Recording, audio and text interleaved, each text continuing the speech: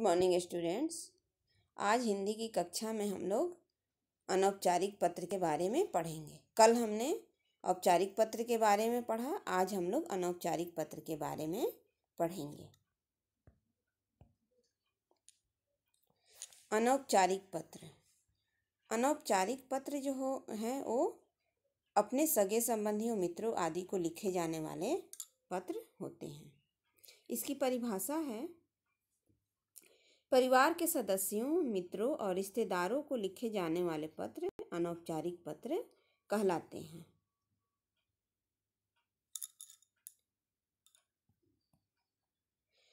इसमें व्यक्तिगत सुख दुख और अनुभवों का विवरण होता है। इसमें तथ्यों के साथ साथ भावों को भी महत्व दिया जाता है। इसकी भाषा शैली अनौपचारिक होती है। इसमें किसी औपचारिकता का पालन नहीं किया जाता है। इसमें आत्मीयता भी होती है।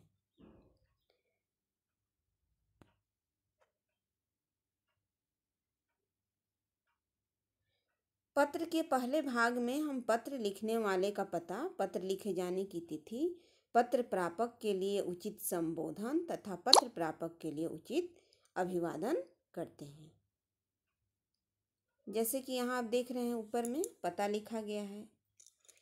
दूसरे भाग में इसमें पत्र लिखने का कारण, पत्र का मुख्य संदेश अथवा कथ्य तथा लेखक की अपेक्षाओं का उल्लेख रहता है।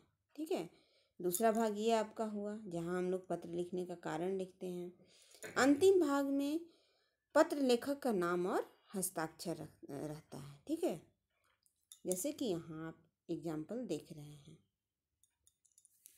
अब आगे हम अनौपचारिक पत्र का एक उदाहरण देखेंगे कि किस तरह से हम लोग अनौपचारिक पत्र लिखते हैं। पहले यहाँ देखते हैं कि अनौपचारिक पत्र के क्या क्या प्रकार होते हैं और किस तरह से हम लोग उसका आरंभ करते हैं। तो व्यक्तिगत पत्र लिखना हो, अगर हमें अपने से बड़ों को पत्र लिखना हो तो पूजनीय, माननीय, आदरणीय, श्रद्धेय, अभिवादन में सादर प्रणाम, चरण स्पर्श, उसके बाद नीचे आज्ञाकारी, स्नेह पात्र, कृपा पात्र, स्नेहाकांक्षी आदि।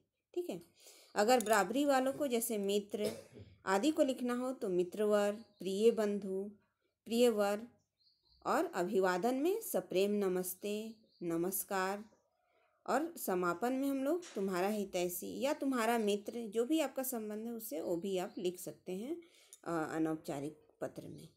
उसके बाद व्यक्तिगत में अगर छोटों को लिखना होगा तो प्रिय, चिरंजीव, आयुष्मान आदि शब्दों का हम लोग प्रयोग करते हैं। अभिवादन में शुभाशीर्वाद, शुभाशीष, सुखी रहो, प्रसन्न रहो आदि लिखते हैं। और समापन करते समय तुम्हारा शुभ चिंतक, शुभाकांक्षी, शुभेच्छुक, या फिर अपना रिश्ता भी लिख सकते हैं। जैसे आप अपने छोटे भाई बहन को लिख रहे हैं तो प्रिय, जो भी उसका नाम है, प्रिय बहन, ये लिख सकते हैं ऊपर में। और नीचे समापन में तुम्हारा बड़ा भाई, या फिर अगर आप अपने पुत्र पुत्री को लिख रहे हैं तो तुम्हारे पिता आदि का भी प्रयोग हम लोग करते हैं। यहाँ इस पत्र में देखिए, ऊपर पहले पता लिखा गया है, जो पत्र लिखता है उसका पता। उसके बाद यहाँ मित्र को पत्र लिखा जा रहा है तो प्रिय मित्र राजेश, सप्रेम नमस्ते, आज मैं समाचार पत्र पढ़ रहा था, उसमें तुम्हारा फोटो छपा देख मैं खुशी से उछल पड़ा। पता चला कि अंतर विद्यालय वाद विवाद प्रतियोगिता में प्रथम आए हो। तुम्हारी तस्वीर और भी कई अखबारों में छपी है। मेरी बधाई स्वीकार करो। तुम अंदाजा भी नहीं लगा सकते कि समाचार पत्रों में तुम्हारे बारे में पढ़कर मुझे कितनी प्रसन्नता हुई।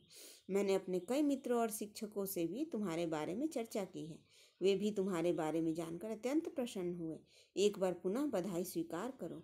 मेरी ओर से माताजी और पिताजी को चरण स्पर्श कहना। शेष मिलने पर तुम्हारा हितैषी प्रद्युम्न। यहाँ आप तुम्हारा मित्र भी लिख सकते हैं। आगे एक और हम उदाहरण देखते हैं।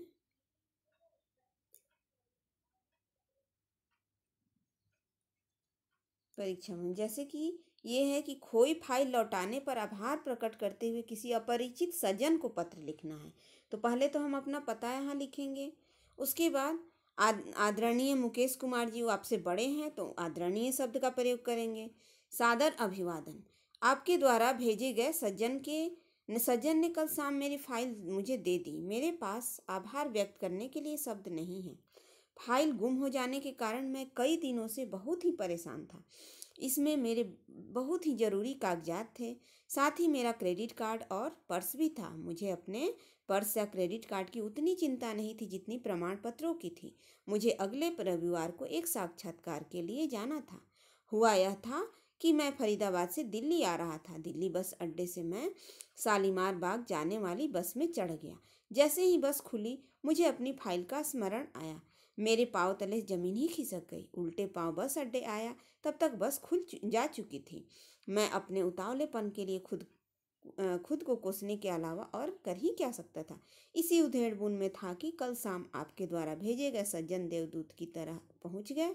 वे जल्दबाजी में थे, इसलिए फाइल थमाकर तुरंत चले गए। मैं उनका कुछ सरकार यथोचित सत्कार भी नहीं कर सका। मैं पुनः आपकी इस कृपा के लिए आभार प्रकट करता हूँ और कष्ट के लिए क्षमा मांगता हूँ। उसके बाद नीचे लिखा गया है भौदीय और अपना नाम लिखना है। ठीक है, जो पत्र लिख रहे हैं वो अपना नाम लिखेंगे। तो यहाँ आप कुछ भी लिख सकते हैं, जैसे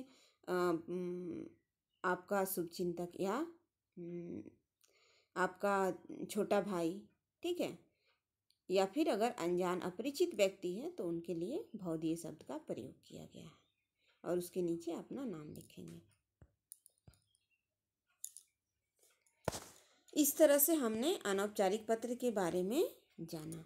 अब हम देखेंगे कि हमने क्या क्या सीखा। तो पत्र लेखन का एक महत्वपूर्ण भेद क्या है? अनौपचारिक पत्र लेखन। ठीक है, पत्र लेखन दो प्रकार के होते हैं, औपचारिक और अनौपचारिक। कल हमने औपचारिक पत्र के बारे में सीखा और आज हमने अनौपचारिक पत्र लेखन के बारे में सीखा। ठीक है, औपचारिक पत्र होते हैं जो कि ऑफिस, कार्यालय आदि में लिखे जाने वाले पत्र होते हैं। ठीक है, या फिर अपने प्रधानाचार्य के पास हम लिखें, या फिर हमारे मोहल्ले में किसी चीज़ की कुछ कमी है तो हम ये शिकायत के लिए नगर निगम को पत्र लिख रहे हैं। तो ये सारे पत्र क्या होते हैं? औपचारिक पत्र कहलाते हैं। ठीक है, अनौपचारिक पत्र जिससे हमारा कोई व्यक्तिगत संबंध हो, ठीक है, तो उनको हम लोग अनौपचारिक पत्र लिखते हैं। अनौपचारिक पत्र अपने परिवार के सदस्यों, मित्रों और रिश्तेदारों को लिखे जाने वाले पत्र अनौपचारिक पत्र कहलाते हैं। तो इस तरह से हमने अनौपचारिक पत्र के बारे में जाना।